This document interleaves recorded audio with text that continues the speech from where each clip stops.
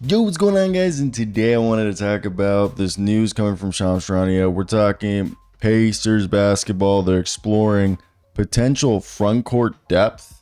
Yeah, so before we start today's video, I want to hear your thoughts down below in the comment section. Who do you think the Pacers are going to sign or trade for, and why? Is going to be a big man? Is going to be another guy? If you guys didn't know, the current situation, if we were to look at their front court, let me take this screenshot off right there. Tyrese Halliburton, Aaron Nesmith, Benedict Mathurin. Is it Mathurin or Mathurin? I heard someone say Mathurin the other day, or Mathurin. Now I'm thrown off. Mathurin or Mathurin? Someone tell me. I thought it was Mathurin. So I digress. Pascal Siakam, who's been playing basically small ball 5 backup center. Myles Turner. I love Enrique Freeman. Know him personally. Know his agent. Great guy.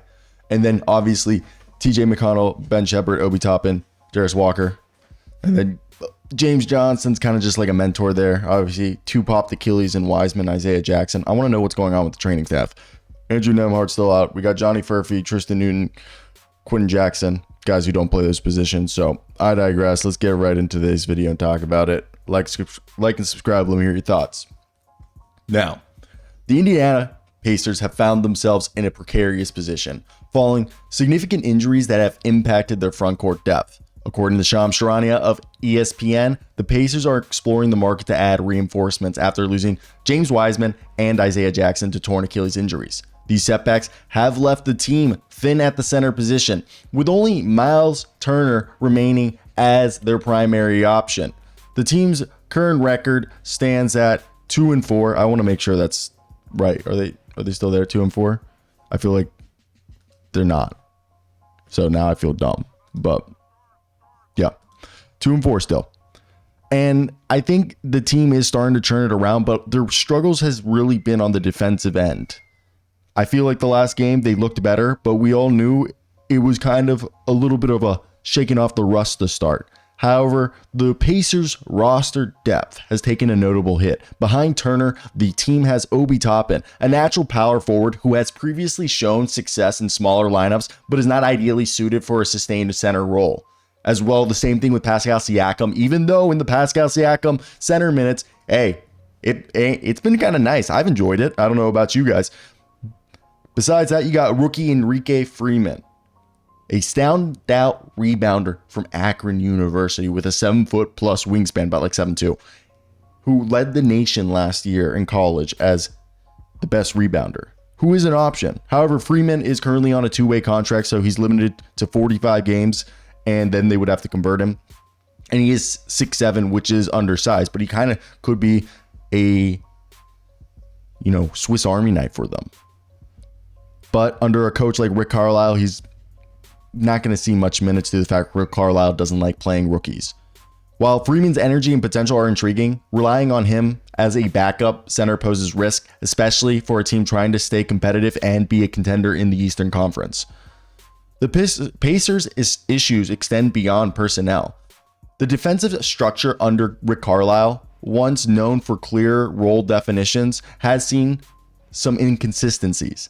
These defensive laps, coupled with the team's inability to control the boards, have become a glaring problem that need urgent solutions. So let's talk about those potential solutions in the market. The Pacers have several avenues that they could pursue to address their front court concerns. The free agent market offers some experienced veterans such as JaVale McGee, who he kind of is over the hill, but he's still efficient. Bismack Biyombo, who is just a rebounding, shot blocking machine, but you really want to only play him in sparing minutes. There is guys like Robin Lopez, but each of these players could provide size and rebounding and capabilities that Indiana desperately needs. McGee, for example, is familiar with Rick Carlisle from their time together in Dallas and could bring defensive presence and experience if his, body allows him to. Bismack Biyombo and Robin Lopez are both known for their toughness and their ability to be presence down low, as well as Lopez has an insane hook shot. All these guys could bolster Indiana's interior defense, but they're not going to be like game changing. And given the team's current cap space situation, the Pacers could afford to sign a player at the veterans minimum while staying under the luxury tax threshold. However, this financial flexibility is limited. So the front office is obviously going to be strategic when it comes to acquiring players while maintaining roster fluidity for future moves. Trade possibilities and strategic considerations that we would have to explore when looking at the trade market, as that could be another viable option. I've said Nick Richards is a guy, if I was looking, he's making $7 million, baby. And if we real closely look at a contract that they could flip, I personally, I wouldn't want to trade Obi or TJ or Aaron, so there isn't really a contract that I would trade. I take that back. The thing is that the Pacers have the full mid-level exception available, and given that, they can leverage it to absorb some contracts. Isaiah Jackson is an expiring contract, and you can trade an injured player. So if you were content with packaging Jackson and maybe another asset with a draft pick to create approximately $7 million in cap space to bring in a more impactful player like Nick Richards would be something you'd like to do. Yet finding a trade partner and determining the cost benefit of such a move is obviously going to be something you have to look at, as well as the Stepien rule is limiting the Pacers' ability to trade consecutive first round picks. Now, the disabled player exception could be another tool if the team expects Jackson to be sidelined this season, which is obvious. He tore his Achilles. This would grant them just over $2.2 million, which could be used to sign a player to a one-year deal. While this doesn't provide significant spending power, it could offer short-term relief and the opportunity to assess potential fits without long-term commitments through, just signing them to non-guaranteed deals.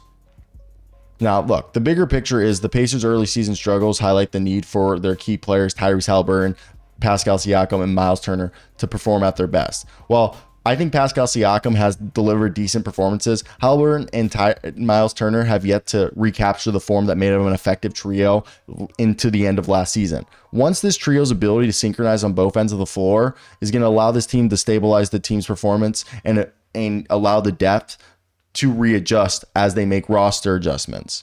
Despite the setbacks, the Pacers have maintained hope due to their solid core of role players, including Obi Toppin, TJ McConnell, and, obviously, Jarace Walker. Now, Ben Shepherd's a guy who's returning from injury, and he's continued to contribute with Benedict Mathurin.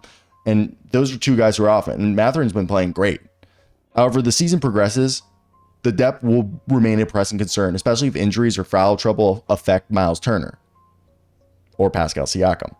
As the Pacers prepare to get into the midst of the season, their approach to managing their center minutes will be something everybody will be watching. The outcome of the next coming games and how they play those matchups will likely influence their urgency in making a move. Whether they sign a veteran, make a trade, or apply for the disabled player exception, the Pacers are obviously going to be weighing their options carefully to remain competitive while preserving the future cap flexibility.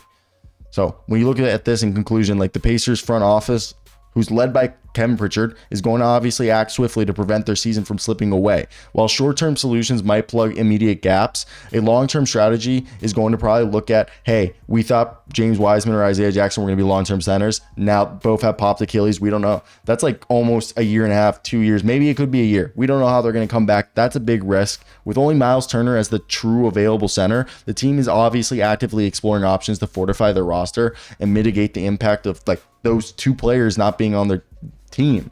So I think the challenge now is just to find a suitable reinforcement while trying to balance, okay, what are we using? What are we giving up? Is a free agent guy like Bismack Biyombo good enough? Is JaVale McGee good enough? Or do we go out and get a Thad Young who can be kind of like an undersized big? Or do we look at, Frank Kaminsky, who last year, was able to go out and play for the Partizan? He was with, obviously the Phoenix Suns in training camp, but, in Partizan, he was putting up between the two EuroLeague and Adriatic League, 9 points, 3 rebounds, an assist, and shot almost 60% from the field.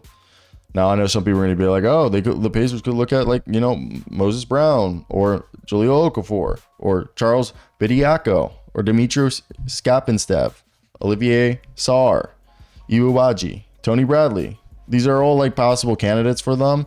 And I think Indiana's proximity to the luxury tax line presents the challenge that we are facing here. They have an open roster spot, could sign a player to a veteran min while staying under the cap. However, this would exhaust their financial flexibility, limiting future moves. Now, the Pacers still could apply for the disabled player exception if Jackson is out past June 2025, giving them that $2.2 million to sign a short-term deal, not affecting their cap.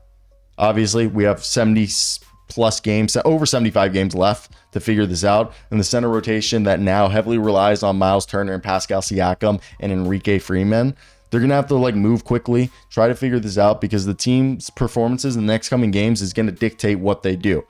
As I said, JaVale McGee is the only guy who played for Rick Carlisle, so that's one name to watch.